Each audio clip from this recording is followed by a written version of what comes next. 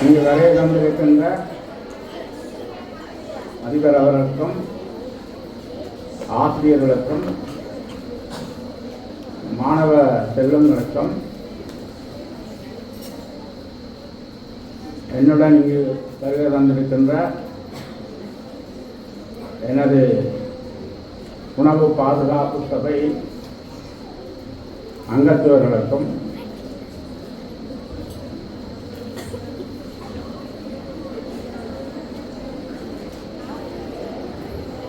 இப்பொழுது 4வது கூட்டத்தில் பேசுகின்றேன்.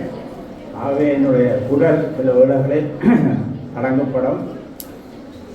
காலை 8:30 மணி தொடக்கம் ஒவ்வொரு பாடசாலையிலும் பேசிக்கொண்டு வருகின்றோம். இந்த இன்றைய நிகழ்வானது கிளீன் ஸ்ரீலங்காவின் ஒரு பகுதியாகும். நீங்கள் படித்த பிள்ளைகள் படிக்கின்றீர்கள். What is clean? கிளீன் என்பது என்ன?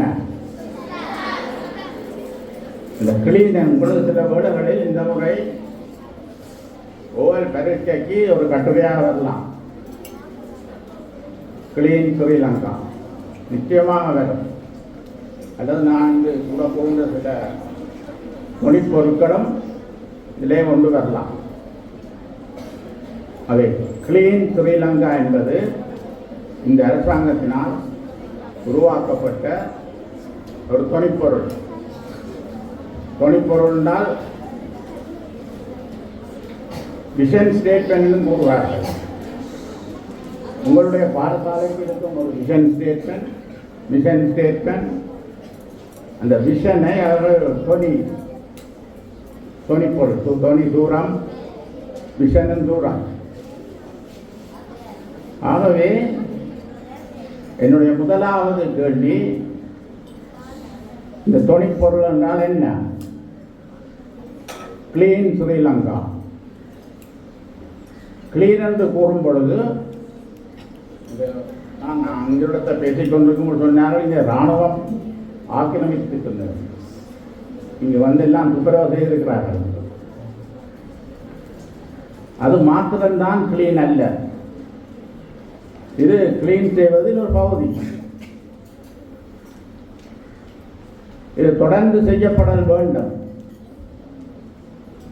இது தொடர்ந்து செய்தால்தான் எங்களுடைய இந்த பிரதேசம் ஒரு துப்புரவான பிரதேசமாக மாறும் என்று பாடசாலைக்கு செய்கிறார்கள்.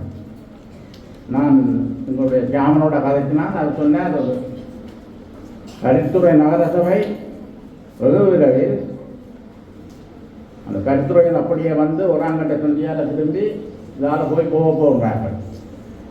எல்லாம் துப்புரவாக இருக்கின்றதான்னு பார்க்க போகின்றார். அப்பொழுது கேமரா எனக்கு சொன்னார், நான் அவருக்கு இன்னும் தெரியல, இந்த மாடுகளை பிடிக்க வேண்டும். இந்த ரோட்டு வழியில் திரிகிற மாடுகள் ஒரு பிரச்சனையை உருவாக்கலாம். அப்பொழுது இந்த கிளீன்னஸ் என்றது இல்லாமல் போகும். செய்ய போகின்றார்கள். முதலில் கருத்துறை சந்தையை சுற்றி இருக்கின்ற இடங்களிலே திரிகின்ற மாடுகள் எல்லாவற்றையும் பிடித்து ஒரு இடம் வைத்திருக்கின்றார்கள், கொண்டே விட போகின்றார்கள். அதற்கு உணவு வழங்குவார்கள், குடிக்கப்பட்ட காலக்கீடு கொடுப்பார்கள். அதற்குள் மாடு எடுக்காவிட்டால் அது விற்பனைக்கு போகும். அவர் கிளீன்ற பதம்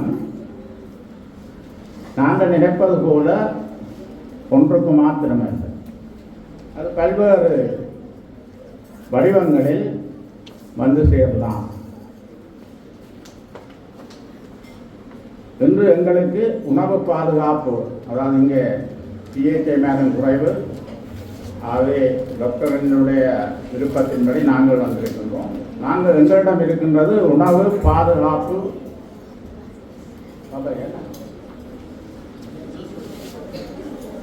கொண்டு உருவாக்கப்பட்டிருக்கின்றது. அது ஒரு வருடமாக இப்பொழுது ஓடிக்கொண்டிருக்கின்றது. இப்பொழுது போலீஸ் எல்லா இடமும் அங்கீகாரம் கிடைத்து விட்டது. அதுவும் நடைமுறைக்கு வரும். அதுக்கு நான் தலைவராக இருக்கின்றேன். உங்களுடைய முந்தைய டைரக்டர் நந்தகுமார் பொருளாளராக இருக்கின்றார், ஒரு பிஏ இருக்கின்றார், அதே அளவு உயர் பதவியில் இருந்தவர்கள் இருக்கின்றார்கள். அதுவும் நடைமுறைக்கு வந்தால் இந்த கிளீன் ஸ்ரீலங்கா இன்னும் கிளீன் ஸ்ரீலங்காவாக மாற்றமடையும். ஸோ இந்த சந்தர்ப்பத்திலே இந்த அரசாங்கம்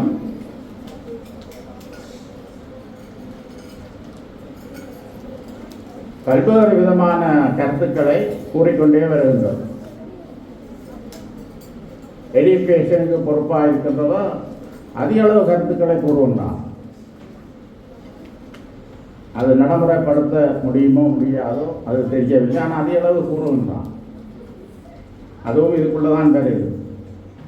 அவள் பின்லாந்து நாட்டில் போய் படித்திருக்கின்றான்.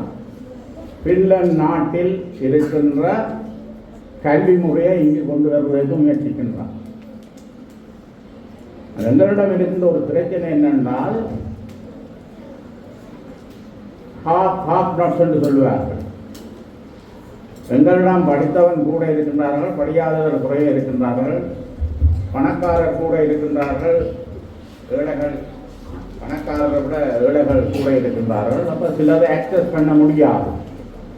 அப்படியான கல்வி திட்டங்கள் கொண்டு வந்தால் நாம் அதிக அளவுக்கு பாதிக்கப்படுவோம். அப்போ பேச்சில் நாங்கள் கூறலாம், செயல் வடிவில் அது நடைமுறைக்கு வருமா என்பது ஒரு கேள்விக்குறி.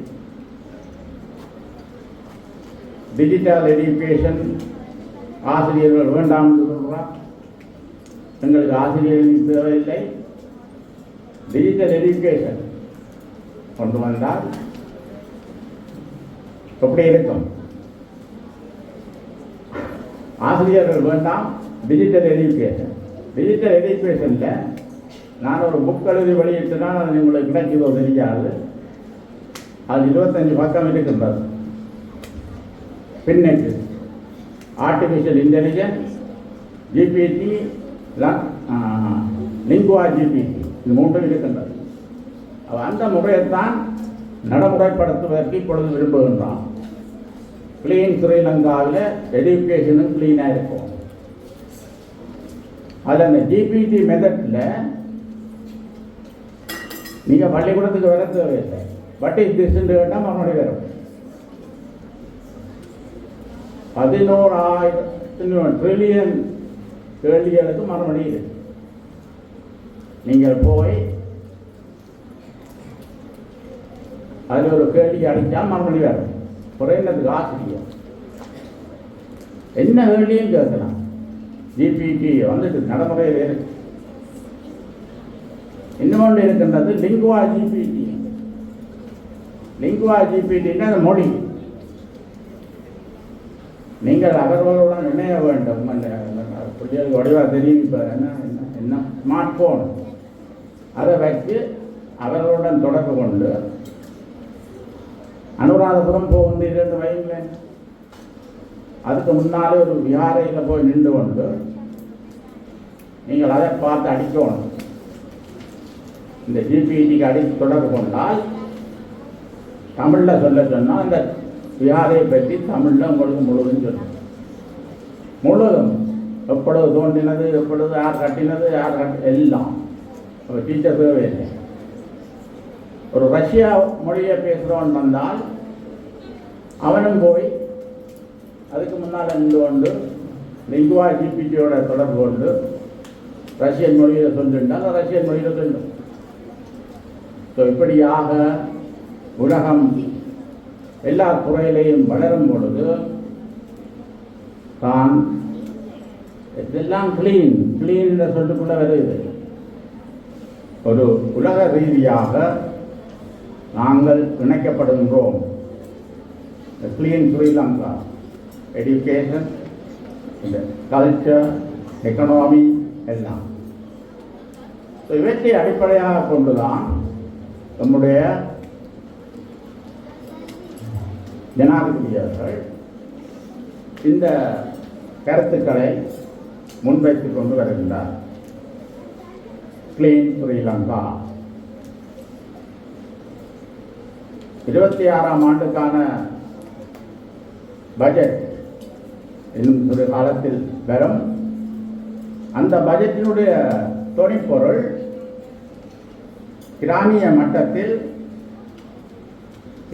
மட்டத்தில் உற்பத்தியை அதிகரித்து அதனூடாக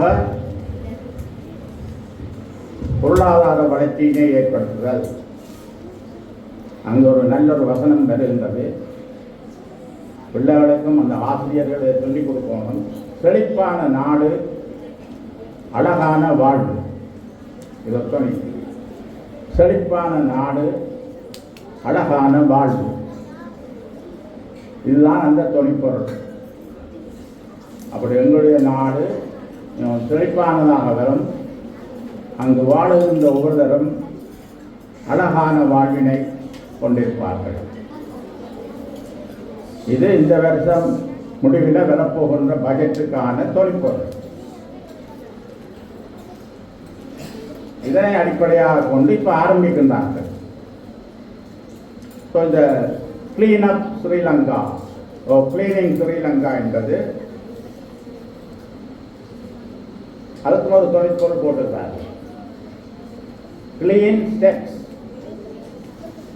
ஸ்டெப்ஸ் சேவ் பிளேசஸ், பாதுகாப்பான இடங்கள். கிளீன் ஸ்டெப்ஸ், நல்ல துப்புரவான ஏற்பாடுகள், அந்த நடைமுறைகள் என்னத்தை உருவாக்கும். சேவ் பிளேசஸ், அதில் ஒன்று இந்த பாடசாலைகள்.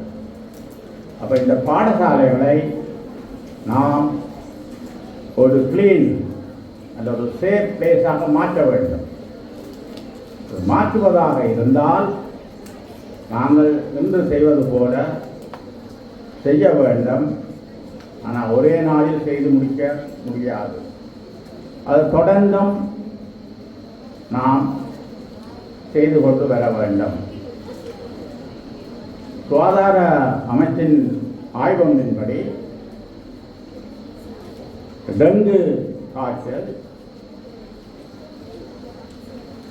11,000 பள்ளிக்கூடங்களில் எல்லாவற்றையும் எடுத்து அவர் அனலைஸ் பண்ணினால் 15% இந்த பாடசாலைகளில் தான் உருவாகின்றது. இந்த பாடசாலைகளில் இருந்துதான் இந்த டெங்கு வருகின்றது. ஆகவே அதனை முற்றாக அழிக்க வேண்டும். அதோடு புறம் இன்னொரு ஆய்விலே 50% மாணவர்கள் மஸ்கிட்டோ, இந்த நுழம்பு கடியினால் வருத்தம் பெறுகின்றார்கள். அப்போ இந்த 2 ஆய்வும் தான் அரசாங்கத்தை இப்படியான ஒரு திட்டத்தை கொண்டு இந்த 11,000 பாடசாலைகளிலும் இவற்றினை துப்புரவு செய்ய வேண்டும். துப்புரவு செய்து இந்த மாணவ சமுதாயத்தினை காப்பாற்ற வேண்டும் என்ற ஒரு சிந்தனையை உருவாக்கி இருக்கின்றது. அப்போ செழிப்பான நாடு, அழகான வாழ்வு, நல்ல பதங்கள் எல்லாம். செழிப்பான நாடு, ஆசிரியர்னால் இந்த பிள்ளைகளை இதை கேட்கணும். செழிப்பான நாடு, அழகான வாழ்வு ஒரு நாளும் அவர்கள் சொல்ல பண்ண வேணும். செய்தால்தான் அவர்களுடைய மனதிலும் இந்த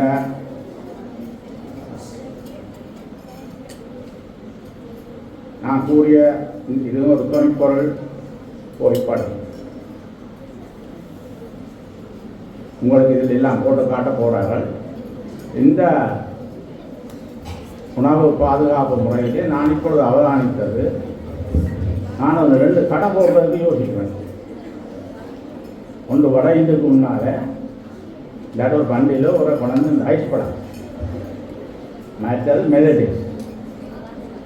நான் அங்கேயும் பேரப்பிள்ளையை ஏற்ற போனோம். அங்கேயும் என்ன விற்பனை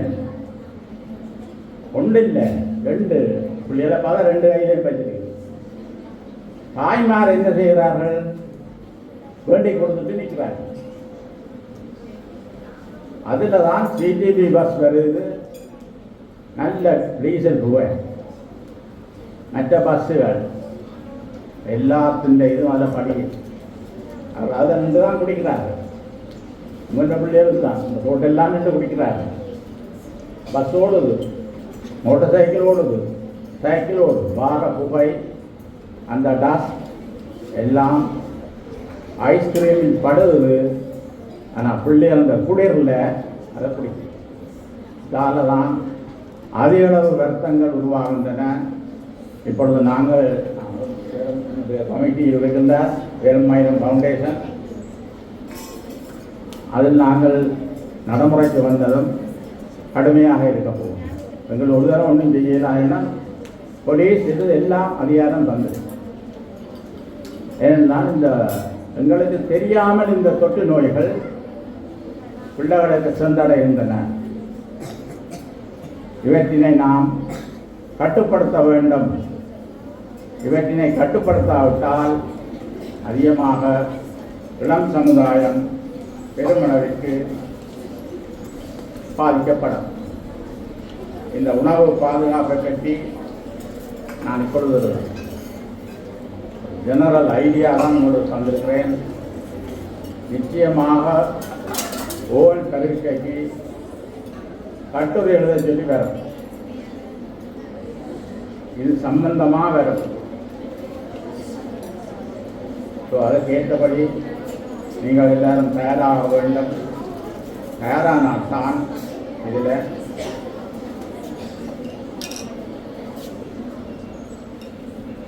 ஓகே. நான் இதைப்பற்றித்தான் கூற இருந்தேன். What is cleaning Sri Lanka, what is the meaning of clean, அதிகமாக உங்களுக்கு இப்போது விளங்கப்படுத்தி இருக்கிறேன். ஞாபகத்தில் வைத்திருந்தோம். கிளீன் என்பது ஒரு செழிப்பான நாட்டை உருவாக்கி அழகான ஒரு வாழ்வினை நாம் கொண்டு செல்ல வேண்டும். அத்துடன் அதற்கேற்ற நடவடிக்கைகள் கிளீன் ஸ்டெப் சேஃப் பிளேஸ், பாதுகாப்பான இடங்களாக பாடசாலை ஒரு பாதுகாப்பான இடமாக மாறும் என்று கூறி நான் கூறிய இந்த கருத்துக்களுக்கு செவிமடுத்தமைக்கு நன்றி கூறி விடைபெறுகின்றேன். நன்றி. அதிபர் அவர்களே, இன்றைய நிகழ்விலே தலைமை தாங்கிக் கொண்டிருக்கின்ற இப்பாடசாலையினுடைய பிரதி அதிபர் அவர்களே, இப்பாடசாலையினுடைய உதவி அதிபர்களே, பகுதி தலைவர்களே மற்றும் எமது நுகர்வோர் பாதுகாப்பு சபையினுடைய தலைவர் பேராசிரியர் நடராஜசுந்தரன் அவர்களே, வேலுமயிலம் ஃபவுண்டேஷனுடைய அமைப்பாளர் சிவகுமார் சாமி அவர்களே, அன்புக்குரிய மாணவர்களே, பாடசாலை அபிவிருத்திக்குழு உறுப்பினர்களே, பழைய மாணவர்களே, கௌரவ பருத்தித்துறை பிரதேச சபையினுடைய உறுப்பினர் புலோலியூர் ரமணன் அவர்களே, அனைவருக்கும் அன்புகள் இந்த காலை வணக்கங்கள். நாங்கள் இன்றைய தினம் கிளீன் ஸ்ரீலங்கா என்ற வேலை திட்டத்தின் கீழே உங்களோடு சில கருத்துக்களை பரிமாற வந்திருக்கின்றோம். நீங்கள் இருக்கின்ற பொழுது ஏற்படுகின்ற அசௌகரியங்கள் அனைவற்றையும் நான் கருத்திலே கொண்டு 20 நிமிடங்களுக்குள்ளாக நான் என்னுடைய கருத்துக்களை முன்வைக்க இருக்கிறேன். 40 நிமிடங்கள் எனக்கு தரப்பட்டிருந்தாலும் எனக்கு உங்களுடைய அடி வேண்டாம். ஆனால் இப்படி ஒரு வேதனையோடு நீங்கள் இருக்கின்றீர்கள் என்பது ஒரு வேதனையான விடயம். இது ஆசிரியர்களாலேயோ அதிபர்களாலேயோ நிறைவு செய்ய முடியாது. ஆனால் இந்த பாடசாலையிலே நலம்பின்பிகளாக இருக்கின்ற பல கொடை வள்ளல்களினாலே இந்த பிள்ளைகளுக்கு நிச்சயமாக இவ்வாறு நேரம் இருப்பதற்கான இருக்கை வசதிகள் எதிர்காலத்திலே செய்து கொடுக்க எல்லாம் வல்ல அயலில் இருக்கின்ற எம்பெருமான் தான் அருள் பாலிக்க வேண்டும் என கேட்டுக்கொண்டு என்னுடைய விடயத்தை நோக்கி நான் வருகை தருகின்றேன். உங்களுடைய அவதானத்துக்காக முன்னே பார்வையிட முடியும். இந்த உணவு பாதுகாப்பு தொடர்பாக நாங்கள் என்னென்ன விடயங்களை கவனத்திலே கொண்டுதான் செய்ய வேண்டும். முதலாவதாக பொது செய்யப்பட்ட உணவுப் பொருட்களை நாங்கள் கொள்ளளவு செய்யும் பொழுது மிக அவதானம் இருக்க வேண்டும். இந்த பொது செய்யப்பட்ட உணவுப் பொருட்களை நாங்கள் வாங்குகின்ற பொழுது நாங்கள் பொதிகளை மட்டும் பார்த்து நாங்கள் பொருட்களை கொள்ளளவு செய்கின்றோம். பொதிகள் எப்பொழுதும் அழகாகத்தான் செய்யப்படும். உற்பத்தி பொருளினுடைய செலவு 20 ரூபாவாக இருக்கும். அந்த உற்பத்தி பொருளை உள்ளடக்குகின்ற அந்த பெட்டியோ அல்லது பொதியினுடைய செலவு 40 ரூபாவாக இருக்கும். ஏனென்றால் அந்த பொதிதான் விற்பனையை அதிகரிக்க செய்கின்ற ஒரு தந்திரோபாய நடவடிக்கையாக கருதப்படுகிறது. எனவே நாங்கள் பொருட்கள் பொது செய்யப்பட்டதை மட்டும் வைத்துக்கொண்டு நாங்கள் ஒரு பொருளை கொள்ளளவு செய்ய முடியாது. நாங்கள் பௌத்தறிவான நுகர்வோர்கள் சிந்தித்து சரியாக செயல்பட வேண்டியது நுகர்வோர்களாகிய அல்லது பாவனையாளர்களாகிய எங்களது தலையாய கடமை. ஒரு பொருளை கொள்ளளவு செய்கின்ற பொழுது நீங்கள் அந்த பொருளினுடைய பொதியிலே இருக்கக்கூடிய விவரங்கள், பெயர் இருக்கும், பெயரை நாங்கள் பார்க்கின்றோம். அந்த பெயரை பார்க்கின்ற பொழுது 2 மொழிகளிலே காணப்படும். ஒன்று தமிழ், ஆங்கிலம் அல்லது சிங்களம், ஆங்கிலம் ஆகிய 2 மொழிகளை கொண்டதாக இருக்கும். அந்த பொதியை எடுத்துக்கொள்ளுகின்ற பொழுது அந்த பொதியிலே யாரால் உற்பத்தி செய்யப்பட்டது என்ற விவரங்கள் காணப்படும். என்ன பொருள், யாரால் உற்பத்தி செய்யப்பட்டது என்ற விவரங்கள் காணப்படும். அந்த உற்பத்தி செய்யப்பட்ட பொருட்களிலே உள்ளடக்கப்பட்ட விடயங்கள் காணப்படும். என்னென்ன விடயங்கள் உள்ளடக்கப்பட்டிருக்கின்றன, அந்த உள்ளடக்கப்பட்ட விடயங்களை அடிப்படையாக கொண்டு சில பொருட்களில் அங்கே சேர்க்கப்பட்டிருந்தால் அது எங்களுக்கு ஒவ்வாறு, எங்களுக்கு அலர்ஜிக் என்று நாங்கள் சொல்லுவோம். அவ்வாறான பொருட்களை நாங்கள் கொள்ளளவு செய்வதற்கு வாய்ப்பாக அந்த பொருட்களின் பொதிகளிலே அது அச்சிடப்பட்டிருக்கிறது. அது மட்டும் இல்லாமல் அந்த பொருள் இலங்கையிலே உற்பத்தி செய்யப்பட்டிருக்குமாக இருந்தால் இலங்கையிலே யாரால் எங்கிருந்து அந்த பொருள் உற்பத்தி செய்யப்பட்டது என்பது இருக்கும். அது வெளிநாட்டிலே உற்பத்தி செய்யப்பட்டதாக இருந்தால் பால்மாவாக இருந்த நியூசிலாந்து அடிபட்டிருக்கும். இதனை வைத்துக்கொண்டு நாங்கள் கருத வேண்டும் என்றால் இந்த பொருள் எங்க உற்பத்தி செய்யப்பட்டது என்பது எங்களுக்கு கண்டறியப்படும். சில நேரங்களில் வெளிநாட்டிலிருந்து இறக்குமதி செய்யப்பட்ட பொருட்கள் இங்கே பொதி செய்யப்படலாம். ஆனால் வெளிநாட்டிலிருந்து சட்டவியற்ற முறையில் ஒரு பொருளை கொண்டு வந்து விற்க முடியாது. இலங்கையில் அந்த பொருள் பாவனையில் இருக்குமாக இருந்தால் அது இலங்கையிலே யார் அந்த முகவரூடாக இங்கு வந்தது என்ற விவரம் இருக்கும். இந்த விவரம் இல்லாத ஒரு பொருள் இங்கு காணப்படுமாக இருந்தால் அது சட்டவிரோத பொருளாக கருதப்படும். அவ்வாறான பொருட்களை நீங்கள் நம்பி வாங்கக்கூடாது என்றால் அந்த பொருளாலே வருகின்ற விளைவுக்கு யாரும் பொறுப்பு கூறுவதற்கு இல்லை. அடுத்த விடயத்தை பார்க்கின்ற பொழுது ஒரு பொருளிலே தொகுதி எண் இருக்கும், உற்பத்தி திகதி இருக்கும், முடிவு திகதி இருக்கும். இது எல்லாருக்கும் உங்களுக்கு தெரியும்.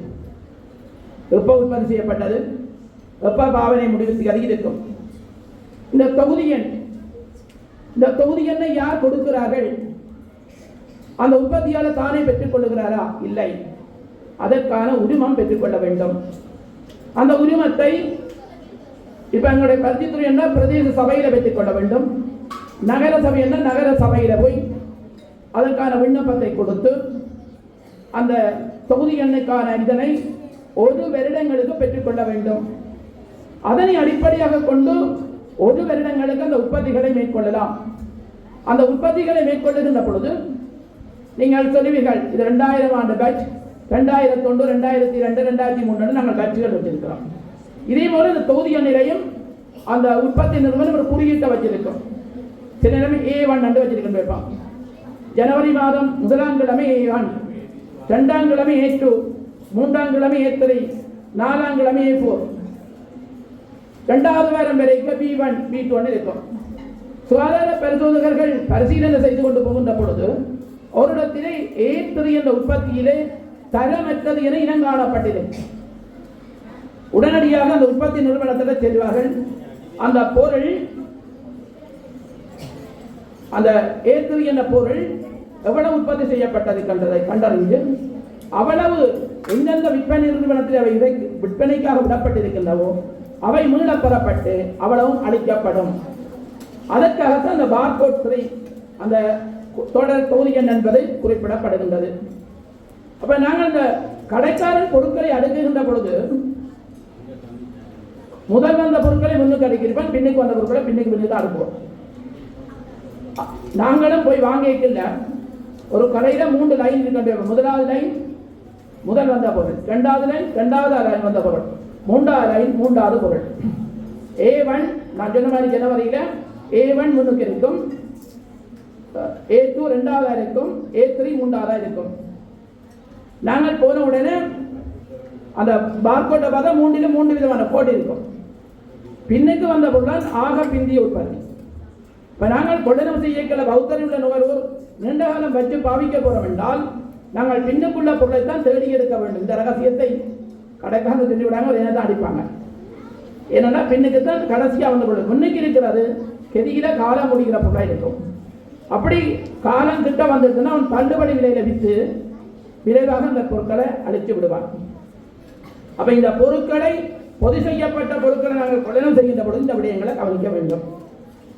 அடுத்தது காய்கறிகள் மீன்களை கொள்ளளவு செய்ய என்னத்தை அவதானிக்க வேண்டும். காய்கறிகள் மீன்களை நாங்கள் கொள்ளளவு செய்கின்ற பொழுது காய்கறிகளை எடுக்கின்ற பொழுது முதலாவது நிலத்திலே வைத்து விற்பனை செய்ய முடியும். அவை ஒரு உயரமான இடத்திலே தான் வைத்து விற்பனை செய்ய வேண்டும். அதே நேரம் எல்லா காய்கறிகளையும் உண்டாக குவித்து வைத்து விற்பனை செய்யக்கூடாது. அது ஒன்றிலிருந்து ஒன்றுக்கு பாக்டீரியாக்கள் கிருமிகள் போய் பழுதடைகிற வாய்ப்புகள், அதனால நஞ்சாகிற தன்மைகள் எல்லாம் இருக்கும். அப்ப இந்த வகையில காய்கறிகளை வெவ்வேறாகத்தான் நாங்கள் களஞ்சியப்படுத்தி இருக்க வேண்டும். அப்படி குவித்து வைத்திருக்கின்ற அல்ல நிலத்திலே இருக்கின்ற மரக்கறிகளை நாங்கள் கொள்ளளவு செய்வதை நாட்டம் காட்டக்கூடாது, அது எங்களுக்கு ஆபத்தானது. அதே போலத்தான் பழங்களும் வெவ்வேறாக பிரிக்கப்பட்டு அடுக்கப்பட்டிருக்க வேண்டும். அவற்றைத்தான் வாங்க வேண்டும். தெருவிலே குவித்து வைத்திருக்கிறார்கள், மலிவாக இருக்கின்றது என்று நாங்கள் இந்த தோடம்பழத்தை எல்லாம் வாங்குவோம். 10 தோடம்பழம் 500 ரூபா, மற்றவன் சொல்லுவான் 350 ரூபா, மற்றவன் 400 ரூபா. அது எங்களுக்கு ஆபத்தானது. அந்த பொருட்களை நாங்கள் வாங்குவதை தவிர்க்க வேண்டும். நாங்கள் தவிர்த்தால் விற்பனையாளர் அந்த பொருளை விற்பனைக்கு கொண்டு வர மாட்டார். அப்ப எங்களில் தான் தங்கி இருக்கு. இதே போல நீங்கள் பார்த்தா தெரியும், இந்த மாம்பழங்கள் வாழைப்பழம், ஒரு மாம்பழத்தை எடுக்கின்ற பொழுது இந்த மாம்பழங்கள் எல்லாம் மாப்பியாக்களுடைய கையிலே தான் இருக்கிறார். யாழ்ப்பாண மாவட்டத்தில் ஒரு 5-6 பேர் அந்த மாம்பழங்களை எல்லா இடத்திலையும் கொள்ளளவு செய்கிறார்கள். இல்லைங்க முழுக்க கொள்ளளவு செய்து அவர்களும் எல்லா இடத்துக்கும் விற்பனைக்கு அனுப்புகிறார்கள். அவர்கள் எவ்வாறு பழுக்க வைக்கிறார்கள் என்று தெரியாது. ஆனால் எல்லாம் மஞ்சளாகத்தான் இருக்கும். ஆனால் வீட்டை வெட்டி பார்க்கின்ற பொழுது அதனுடைய நிலைமை புரியும். சிலதுக்கு புழுவும் இருக்கும், சிலது அழுகி இருக்கும், இனிப்பு இருக்காது.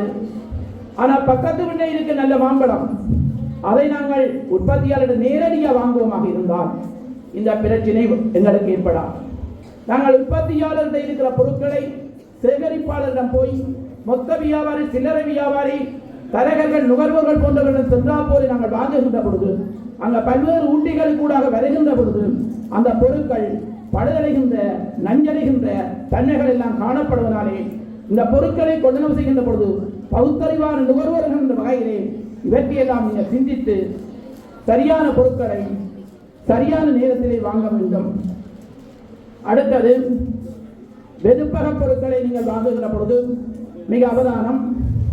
இது இந்த வெதுப்பக பொருட்களை நாங்கள் எல்லோருடைய வேலை சுமைகள் 5ஆம் ஆண்டு புலமை பரிசை வருகிறது என்னுடைய பிள்ளை என்பதை கருத்திலே கொண்டு நாங்கள் பிள்ளைக்கான உணவை வழங்குகின்ற பொழுது தரமானதையும் வழங்குவதில்லை, போசாக்கானதையும் வழங்குவதில்லை. ஆனால் முற்பட்ட காலத்தில் இருந்தவர்கள் ஒரு உணவை கொடுக்கின்ற பொழுது தரமானதையும் போசாக்கானதையும் கொடுத்து நல்ல போசாக்கானவர்களை உருவாக்கினார்கள். என்று அந்த போசாக்கு சாக்கிலே போட்டு கட்டி அனுப்பிவிட்டார்கள். இதுதான் நிலையாக இருக்கிறது.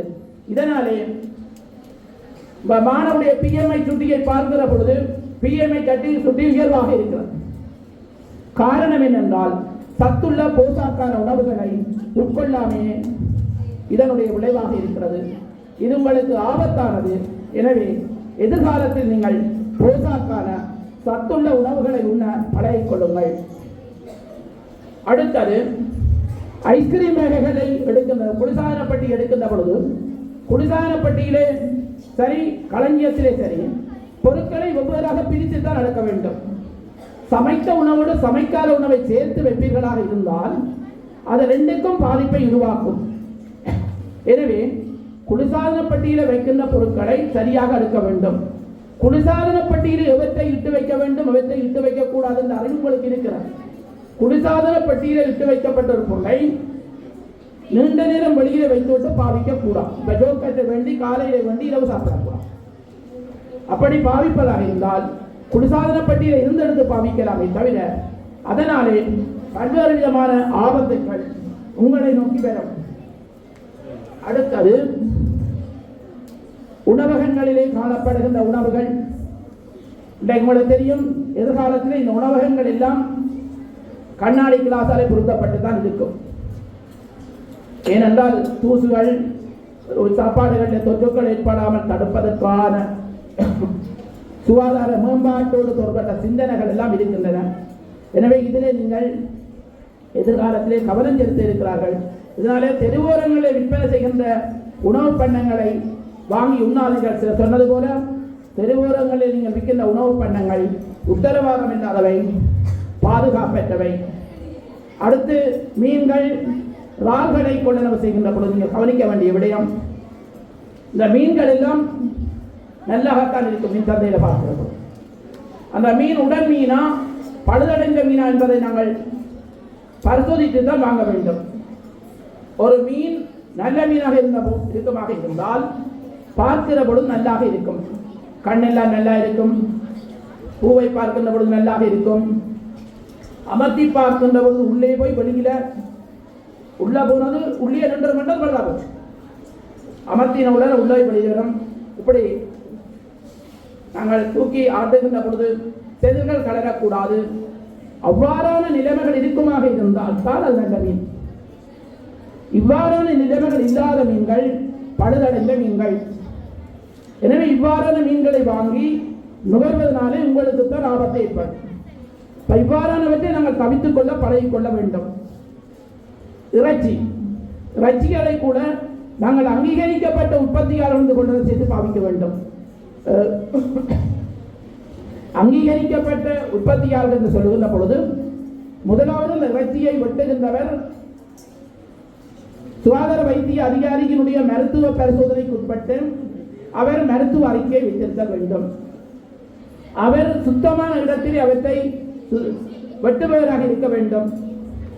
வெட்டப்பட்ட இறைச்சி கால்நடை வைத்திய அதிகாரியினாலேயோ சுகாதார வைத்திய அதிகாரியினாலேயோ பரிசீலிக்கப்பட்டு அவை பாவனைக்கு உகந்தவை என உறுதிப்படுத்தப்பட்டிருக்க வேண்டும். சில இறைச்சிக்காக வெட்டப்படுகின்ற மாடுகள் 48 மணி நேரங்களுக்கு முன்பாக பிரதேச சபையாலேயோ நகர சபையாலேயோ ஒதுக்கப்பட்ட இடத்திலே கட்டப்பட்டிருக்க வேண்டும்.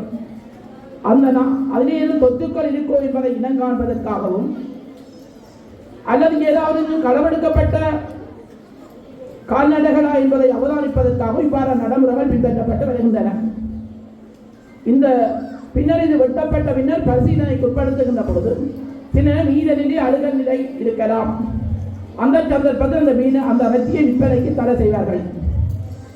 அதே போல ஒரு விபத்துக்குள்ளாகிய ஒரு கால்நடை இறைச்சிக்காக வெட்டப்பட்டிருக்கலாம். அந்த இடத்திலே இரத்த கண்டல்கள் காணப்படலாம். அவ்வாறான இறைச்சியை விற்பனை செய்ய முடியாது.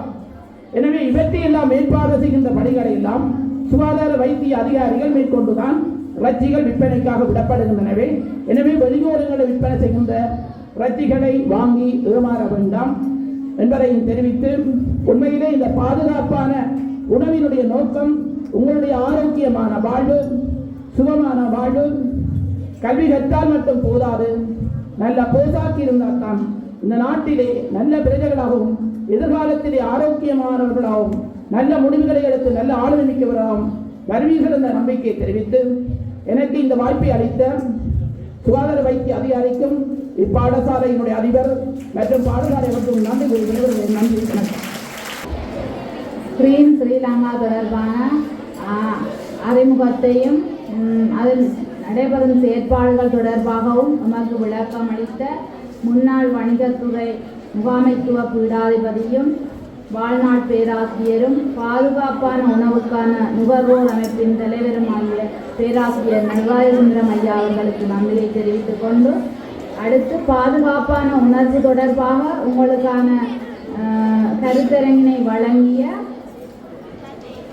பாதுகாப்பான உணவுக்கான நுகர்வோர் அமைப்பின் செயலாளரும் ஓய்வு நிலைய ஆசிரியருமாகிய திரு சிவலிங்கம் சார் அவர்களுக்கு நன்றியை தெரிவித்துக் கொண்டு அடுத்த நிகழ்வாக கிராம மட்ட கிளீன் ஸ்ரீலங்கா தொடர்பாக வேலும் மயிலும் ஃபவுண்டேஷனுடைய முகாமையாளர் உங்களுக்கு ஒரு புதிய கருத்தரங்கு நிகழ்த்துவார். தொடர்ந்து பாடசாலை மதிப்புக்குரிய அதிபர், உபதிபர், ஆசிரியர்கள், மாணவர்கள் அனைவருக்கும் இந்நேர வணக்கத்தினை தெரிவித்துக் கொண்டு இன்று நாடளாவிய ரீதியில் கிளீன் ஸ்ரீலங்கா என்ற ஒரு திட்டம் பாடசாலை மட்டத்தில் செயற்படுத்தப்பட்டு கொண்டிருக்கின்றது. அது இட்டு நீங்கள் அனைவரும் இன்று உங்களுடைய பாடசாலை சுத்தப்படுத்தி அது சம்பந்தமான கருத்தரங்கள் கலந்து கொண்டிருக்கின்றீர்கள். கிளீன் ஸ்ரீலங்கா இது நான் நினைக்கிறேன் கிட்டத்தட்ட 6 மாதம் கிட்டத்தட்ட 9 மாதத்துக்கும் மேற்பட்ட எங்களுடைய நாட்டு முன்னேற்றத்துக்காகவும் சுத்தமாக இருக்க வேண்டும் என்றதுக்காகவும் ஆரம்பிக்கப்பட்டு தொடர்ந்து நடைமுறைப்படுத்தப்பட்டு கொண்டிருக்கின்றது. இது உண்மையாக நாடளாவிய ரீதியில் அரசாங்கத்தினால் செயற்படுத்தப்பட்டு கொண்டிருந்தாலும் நாங்கள் ஒவ்வொரு நேரம் எங்களுடைய வீடுகளில் இருந்து எங்களுடைய வீடு சுத்தமாக இருக்கணும், வீட்டு வளம் சுத்தமாக இருக்க வேண்டும். அதற்கு அடுத்ததாக நாங்கள் படிக்கும் பாடசாலை சுத்தமாக இருக்க வேண்டும். பாடசாலை சுத்தமாக இருந்தால் தான் எங்களுடைய மாணவர்கள், ஆசிரியர்கள் அனைவருக்கும் சுவதையாக இருக்கலாம் என்ற ஒரு நம்பிக்கை கிடைக்கும். அந்த அடிப்படையிலே நாங்கள் இதை செயற்படுத்த வேண்டும் நினைக்கிறேன். அனைத்து ஆசிரியர்களும் சுகாதாரம், விஞ்ஞானம் சம்பந்தமாக மாணவர்களுக்கு பாடத்திட்டங்கள் நிறைய பாடத்திட்டங்கள் இருக்குது. அது சம்பந்தமாக அறிந்திருப்பீர்கள். மேலும் எங்களுடைய வாழ்நாள் பேராசிரியர் நிறைய விடயங்கள் சொல்லியிருக்கின்றார். சிவலிங்கம் சார் நிறைய விஷயங்கள் சொல்லப்பட்டிருக்கு. உங்களுடைய ப்ரொஜெக்டில் நிறைய இது கிட்டத்தட்ட 1.5-2 மணித்தியால ப்ரொஜெக்டில் செய்ய வேண்டிய விஷயம் நாங்கள் ஒரு 20 வருஷத்தில் செய்திருக்கின்றோம். நன்றி. இது நீங்கள் சுகாதார வைத்திய அதிகாரி பணிமனை சம்பந்தமாக அறிந்திருப்பீர்கள். சுகாதார வைத்திய அதிகாரி பணிமனையினுடைய செயற்பாடு என்னன்றது உங்களுக்கு தெரியுமா? நோய் வருமுன் காப்பதுதான் முக்கியமான செயற்பாடாக இருக்கிறது சுகாதார வைத்திய அதிகாரி பணிமனை. வைத்தியசாலை பணி என்னன்றது தெரியுமா? வைத்தியசாலையோட பணி உங்களுக்கு நோய் வந்தால் அந்த நோயை குணப்படுத்துகிற உரிய இந்த செயற்பாடுகள்லாம் வைத்தியசாலையோட பணியாக இருக்கின்றது. அப்போ எங்களுக்கு எது முக்கியம்? நோய் வந்தால் நோயை குணப்படுத்த வேணும். ஆனால் நோய் வராமல் இருக்கிறதுக்கு சுகாதார வைத்திய அதிகாரி பணிமனையும் அவர்களுடைய அலுவலர்களும் எங்களுக்கு கட்டாயம் தேவை. அந்த வகையில் சுகாதாரமான உணவு, அதாவது சுத்தமான உணவு என்ற ஒரு பணிப்பொருள் சுகாதார வைத்திய அதிகாரி பணிமனையிலிருந்து உருவாக்கப்பட்ட ஒரு குழுவாகத்தான் நாங்கள் இங்கே உங்கள் முன் வந்து நிற்கின்றோம். இதை தொடர்ந்து இந்த பரிந்துரை அதாவது நாடளாவிய ரீதியில் இயங்கிக் கொண்டிருக்கின்றது. நாங்கள் பரிந்துரை பிரதேசத்தில் தொடர்ந்து கடந்த 1 வருடமாக இயங்கிக் கொண்டிருக்கின்றோம். எங்களுடைய மாணவர்கள், மக்கள் அவர்கள் இந்த சுகாதாரம் சம்பந்தமான முன்னேற்றத்துக்கு தொடர்ந்து நாங்கள் இயங்கிக் கொண்டிருப்போம். இப்போ நீங்கள் இன்று மட்டும் ஒரு சுகாதாரம் சம்பந்தமாக முழு நாள் செயற்பட்டிருக்கிறீர்கள். ஆனால் நீங்கள் ஒவ்வொரு நாள் காலையில் எழும்பின உடனே உங்களோட வீட்டை சுத்தம் செய்ய வேணும். வீட்டை சுற்றாடல் சுத்தம் செய்து பாடசாலைக்கு வரணும். பாடசாலையில் சுத்தம் செய்ய வேண்டிய இடங்களை பார்த்து சுத்தம் செய்ய வேண்டும். வீட்டில் கிழமைக்கு ஒரு முறை வீட்டில் உள்ள வளவுகள் சுத்தம் செய்ய வேண்டும். மலசர ஊடம், குடியாரை துப்புரவாக்க வேண்டும். அப்படி சுத்தமாக இருந்தால் தான் உங்களுடைய உடல் நலம் சுகமாக இருக்கும். உடல் நலம் சுகமாக இருந்தால் நீங்கள் நோய்வாய்ப்பட மாட்டீர்கள். நோய்வாய்ப்பட்டால் உங்களது கல்வி முன்னேற்றம் அடையாது, கல்வி பாதிக்கப்படும். இப்போ இது சம்பந்தமாக நான் நிறைய சொல்லலாம். ஆனால் உங்களுக்கு அடிப்படை அறிவு தேவை. நீங்கள் எல்லாரும் பாடசாலைக்கு வர்றது முக்கியமில்லை, வாரதுக்கு முதல்ல உங்களுடைய பெற்றோருக்கு உதவி செய்யணும். காலையில் வழக்கமாக பாடசாலைக்கு வர்றதுக்கு எத்தனை மணி கிளம்புறீங்களோ அதை விட ஒரு அரை மணி தியாலமோ இல்லைன்னா ஒரு மணி தியாலம் முன்னும் கிளம்பி அம்மா அப்பாவுக்கு உதவி செய்ய வேணும். உங்களோட பெற்றாரும் உதவி செய்து இங்கே வந்து பாடசாலையை சுத்தமாக இருக்கிற உதவி செய்ய வேணும். அப்படியான ஒரு செயல்முறையில் இருந்தால் தான் உங்கள் ஆரோக்கியம் இருக்கும், உங்களோட வீடு சுத்தமாக இருக்கும், வீட்டில் எல்லாரும் ஆரோக்கியமாக இருப்பினோம். அதுதான் முக்கியம். உங்கள் உள்ள ஆரோக்கியம் தான் உங்களது கல்விக்கு முக்கிய காரணமாக இருக்கும். கல்வி கற்கிறதுக்கு உங்களோட உடல் உள்ள ஆரோக்கியம் சுற்றாடல் சுத்தமாக இருந்தால் தான் நீங்கள் கல்வியில் முன்னேறலாம். இது எல்லாராலையும் சொல்லப்படுற விஷயம், உங்களுக்கு தெரிந்த விஷயம். ஆனால் நாங்கள் நடைமுறைப்படுத்துறது சரியான குறைவு. இது நீங்கள் மாணவர்கள் எல்லாரும் பெற்றோருடன் ஒத்துழைக்க வேணும். ஆசிரியர்கள் இதை வழி நடத்த வேணும். பாடசாலை மட்டத்திலும் மாணவர்களை வீட்டு மட்டத்திலும் செயற்படுத்துகிறது நடைமுறைப்படுத்த வேண்டும். மற்ற விடயங்கள் சம்பந்தமாக நிறைய விடயங்கள் கலைக்கப்பட்டிருக்கின்றது. நீண்ட நேரம் எடுத்துக்கொள்ள நான் விரும்பவில்லை. நீங்கள் என்ன ஒரு விஷயம் நாங்கள் ஒவ்வொரு நாளும் நீங்கள் பாடசாலை வகுப்பறையில் வந்து இருந்து ஆசிரியருக்கு முன்னால் இருக்கிறது நல்லமா, இப்படி வந்து இருந்து ஆசிரியர்கள் பின்னால் இருந்து நீங்கள் இப்படி இருக்கிறது நல்லமா, இப்படி இருக்க நல்லமா? அப்போ ஒவ்வொரு நாளும் கிளீன் செய்யலாம். நாங்கள் பாடசாலையை இன்னும் முன்னேற்றலாம். சரியா? அதாவது பாடசாலையை கிளீன் பண்ணுறது மட்டுமில்லை, சுற்றாடலில் தேவையான இடங்களில் பார்த்து மரங்களை நட வேண்டும். நாங்கள் அறிந்திருப்பீங்கள், வேலுமயிலும் ஃபவுண்டேஷன் கடந்த 9 வருடங்களாக ஒவ்வொரு வருடமும் அக்டோபர் நவம்பர் மாதம் அளவில் பாடசாலை மட்டத்தில் மர நடுகை திட்டத்தை நாங்கள் ஊக்குவித்துக் கொண்டு வருகின்றோம். கிட்டத்தட்ட 25 பாடசாலைகளை நாங்கள் இதுவரைக்கும் ஒவ்வொரு வருடமும் தேவையான பாடசாலை சமூகத்துடன் இணைத்து மரங்களை நாட்டி வருகின்றோம். அதை சரியாக பராமரிக்கிற பாடசாலைகளுக்கு வேறு பல உதவிகளையும் செய்து கொண்டு வருகின்றோம். அது வந்து ஏன் உங்களோட சுற்றாடல் மரங்கள் நிறைய இருக்கிறதால உங்களோட சுற்றாடல், அதாவது உங்களுக்கு ஆக்சிஜன் கிடைக்கும், அதாவது உங்களுக்கு நிழல் கிடைக்கும். நிழல் கிடைக்கிறதால உங்களுடைய எதிர்கால அந்த காலநிலை மாற்றத்தால் வர பாதிப்புகளிலிருந்து நீங்கள் உங்களை காப்பாற்றிக் கொள்ளக்கூடிய சந்தர்ப்பம் கிடைக்கும். அதே மாதிரி நீங்கள் நிறைய விஷயங்கள் வேலுமயில் ஃபவுண்டேஷன் அறிந்திருப்பீர்கள். அது சம்பந்தமாக நான் கலைக்கக்கூடிய இடம் இல்லை. இந்த நேரத்தில் நான் நீண்ட நேரம் எடுத்துக்கொள்ள விரும்பலை. இன்னும் ஒரு பாடசாலைக்கு செல்ல வேண்டிய ஒரு கட்டாயம் இருக்கின்றபடியால் இந்த சந்தர்ப்பத்தை வழங்கிய பாடசாலை சமூகம் மற்றும் சுகாதார வைத்திய அதிகாரி பணிமனை எங்களுடைய குழுவுக்கு நன்றியை தெரிவித்துக் கொண்டு விடைபெறுகின்றேன். நன்றி. கிராம மட்டத்திலானதும் வீடுகளிலும் எவ்வாறு நாங்கள் இந்த கிளீன் ஸ்ரீலங்கா வேலை திட்டத்தை நடைமுறைப்படுத்தலாம் என்பதற்காக உங்களுக்கு சுருக்கமாக உரையாற்றிய வேலுமயிலும் ஃபவுண்டேஷன் முகாமையாளர் அவர்களுக்கு நன்றியை தெரிவித்துக் கொண்டு நமது பாடசாலையில் முன்பு இந்த கருத்தரங்கினை நடாத்திய பாதுகாப்பு உணவுக்கான நுகர்வோர் அமைப்பின் குழுவினர் அனைவருக்கும் எமது பாடசாலை சமூகம் சார்பில் நன்றிகளை தெரிவித்துக் கொள்கிறேன்.